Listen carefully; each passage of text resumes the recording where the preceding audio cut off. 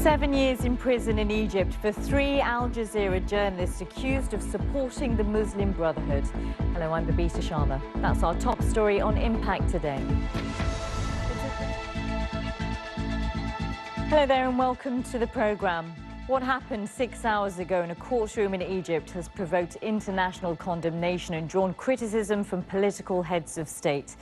3 journalists working for the Al Jazeera News Network have been sentenced to 7 years in jail after being found guilty of spreading false news and supporting the banned Muslim Brotherhood group.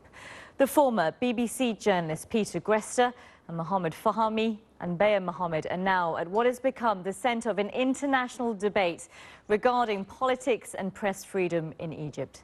The BBC's Bethany Bell reports now from Cairo. And it was in a court here in the Tora prison that the verdicts were handed down. The defendants had been brought into court for about an hour before the judge actually came in to read out the verdicts.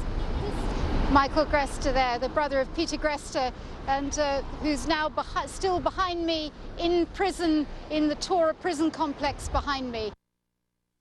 Bethany Bell there reporting from Cairo. Let's take you to Pakistan now, where police have fired tear gas to disperse supporters of the prominent anti-government cleric Tahir Qadri in the capital of Islamabad. The demonstrators had gathered near the city's international airport to welcome Mr. Qadri, who lives in Canada. But the authorities diverted his flight to Lahore. Mr. Qadri is calling for a peaceful resolution against the Prime Minister Nawaz Sharif. The BBC's Andrew North has more.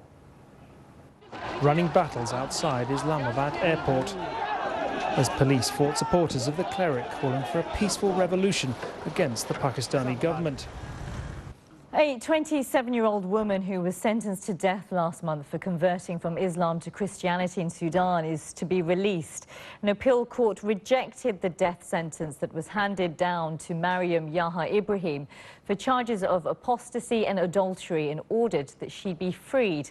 Well, let's cross live now to Johannesburg, where our Africa correspondent Andrew Harding has been monitoring this. Some would say a U-turn. Andrew, how are you reading this latest result?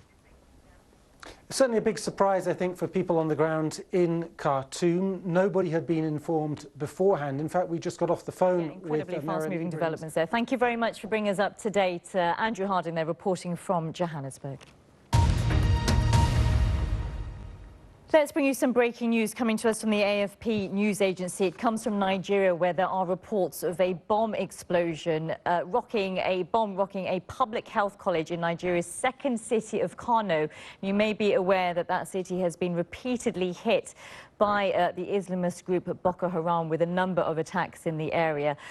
The sources are citing that the blast appeared to come from a parking lot next to an office of the School of Hygiene at the health college in Kano, that being quoted by the police spokesperson for the city there. But that's all the information that we have at the moment. No indication of any fatalities or casualties in the area. But as soon as we have any more developments on that, we will bring that to you here on Impact on BBC World News. Now, Iraq loses control of many strategic border towns in the last 24 hours as Sunni militants tighten their grip in northern and western Iraq. Well, the US Secretary of State John Kerry has arrived in Baghdad for crisis talks. He's there to ask Prime Minister Nouri al-Maliki to form a more inclusive government. Well, amid more government setbacks, ISIS-led rebels are now in control of much of the border with Syria and Jordan. They've also reportedly retaken control of the town of Tal Afar, including its military airport, a hugely significant gain for them. The group are also effectively in control of the western border after capturing the town of Al-Qim. And government forces have pulled out of Al-Walid crossing with Syria and Turabil crossing with Jordan. We are expecting to hear from the US Secretary of State, John Kerry, who has arrived in Baghdad for an official news conference on that. So stay with us for that. We will bring that to you live as soon as it happens. Now let's just catch up with some of the day's other news. And the last of Syria's declared chemical weapons has been shipped out of the country. International Chemical Weapons Watchdog says the final ship containing weapons has left the Syrian port of Latakia. Around 1,300 tons tons of weapons have left the country since Syria agreed to surrender them. Now, a South Korean soldier who killed 5 members of his unit has been captured after a failed suicide attempt. The soldier, identified only as Im, shot himself in the chest and has been sent to hospital. With the latest, John Sudworth reports. Through the night, the fugitive soldier continued to hold out while a massive military operation secured the area around him. Now to the World Cup. Day 12, of course, and Brazil play Cameroon later in their final group game. Now, Cameroon are already out, but for the host nation, the result will determine who they'll face in the knockout stage. Peter Kocher has more from the capital, Brasilia.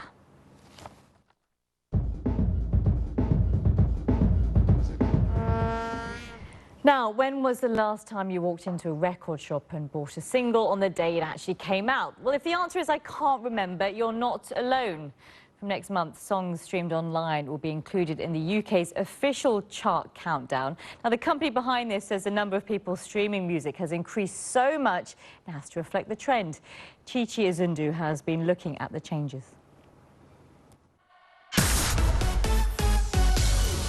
Ellie Golding, welcome to the official chart. How are you? Thank you, I'm very well. 10 years ago, the big change to the official chart was downloading digital music you could keep forever. Now streaming, which is ensuring you can listen to music without owning it, will be combined with downloads and physical music sales as part of the official charts. Chichi Izundu, BBC News.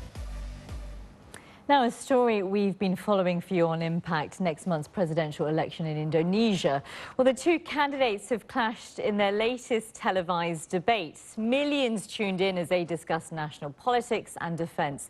Our Jakarta correspondent, Alice Pedestrio, has been talking to voters who watched that debate. This is a coffee shop in Jakarta where people have come to watch the debate together. Now, most of these people are first-time voters, the voting bloc that makes up about 30% of the registered voters.